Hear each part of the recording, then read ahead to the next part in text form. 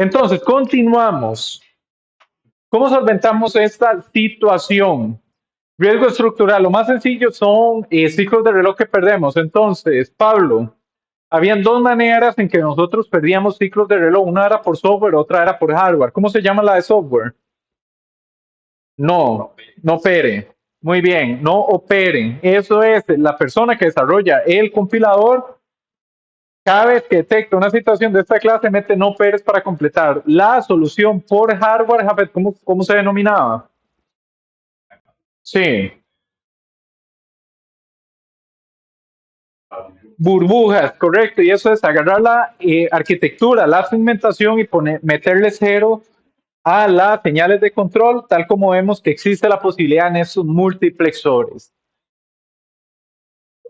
Ahora, José, la pregunta es, ¿cómo solventamos ese riesgo? El riesgo estructural, ya vemos que ocurre y nos ha ocurrido en todo el flujo de ejecución de instrucciones que hemos venido haciendo. ¿Qué hacemos?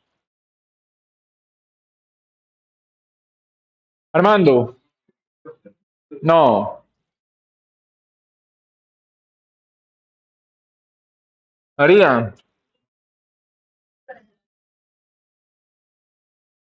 un tipo de adelantamiento. María, vea este caso. Si yo tuviera aquí cambiar a esto T1, según los ejercicios que habíamos hecho, riesgo de datos, analiza este caso, María T1. ¿Existe el riesgo de datos ahí? Según lo que hemos visto hasta el momento, no existe riesgo de datos. Sin embargo, José, si ya nos ponemos a analizar el riesgo estructural, esta instrucción está leyendo T1 al inicio del ciclo y esta instrucción va a guardar T1 en el banco de registros al final del ciclo. Entonces tenemos que cambiar la perspectiva ahí. Pareciera que sí hay riesgo de datos con base en eso, porque los dos está ocurriendo en el banco de registros. Sin embargo, la lógica que hemos visto hasta el momento no lo consideraba, pero ahora que lo vemos al mismo tiempo, esta instrucción escribe en el banco de registros un dato que es otra instrucción en el mismo ciclo de reloj está leyendo, se nos replantea si existe un riesgo, ¿verdad que sí, María? Lo vemos, Fabricio. Sí, José. Con el tipo de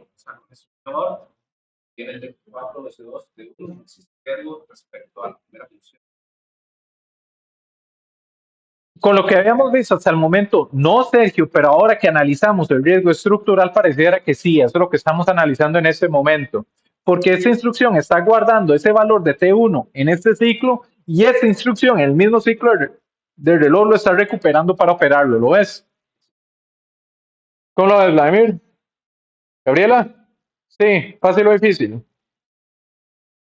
Más o menos. Gabriela, ¿qué se te ocurre que podemos hacer acá? No, sí me seguís de que en los casos que habíamos visto hasta el momento usted no estaba contemplado, ¿verdad? Habíamos dicho que podía hacer con una instrucción y sin instrucciones de por medio, XX, y si había una instrucción de por medio era MEMEX, ¿te acordás?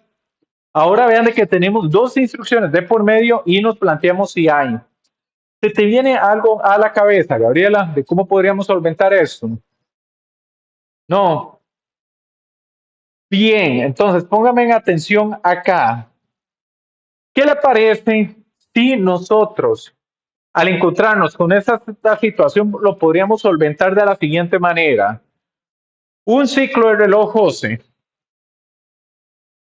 tiene un flanco negativo y un flanco positivo. Pero el punto es, el ciclo de reloj, ¿cuántas transiciones tiene de flancos? Dos, una positiva negativa y una negativa positivo. Con esta nueva información que les acabamos de recordar de diseño lógico, ¿se nos ocurre alguna solución? Jordi,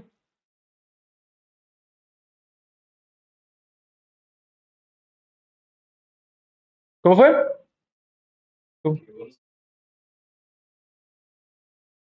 Que se ejecute, no es ejecutar como tal.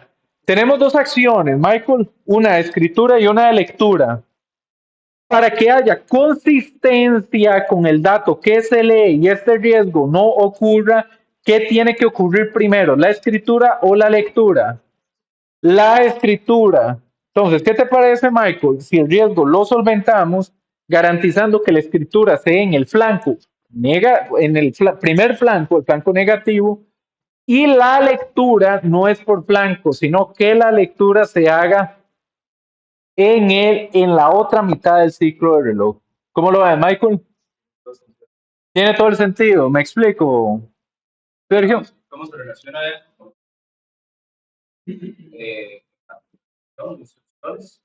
Pues, veía. Eso era el procesador multiciclo. ¿Te acordás? El procesador multiciclo, ya habíamos visto en temporización que yo decía, hagamos una convención. Vamos a considerar solo la lectura, pero no la escritura, porque la escritura sea al ciclo del reloj.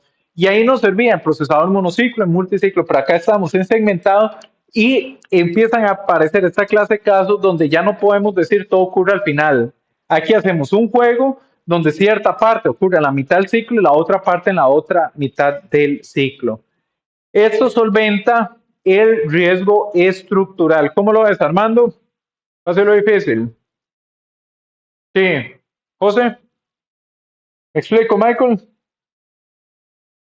Entonces, el riesgo estructural lo podemos venir y solventar de esta manera. Para que pensemos en términos de ejercicio, les puede aparecer el examen, ejecuta el siguiente conjunto de instrucciones, suponga que no hay riesgo estructural, que tienen que solventarlo por no perder o burbujas, cuántos ciclos de reloj dura. Ese podría ser un ejercicio de examen. ¿Cómo lo ves? Ok. Okay. Jafet.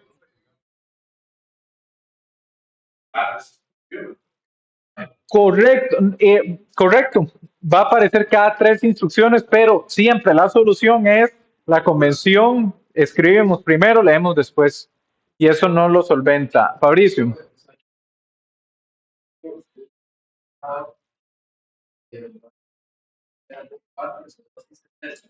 Sí.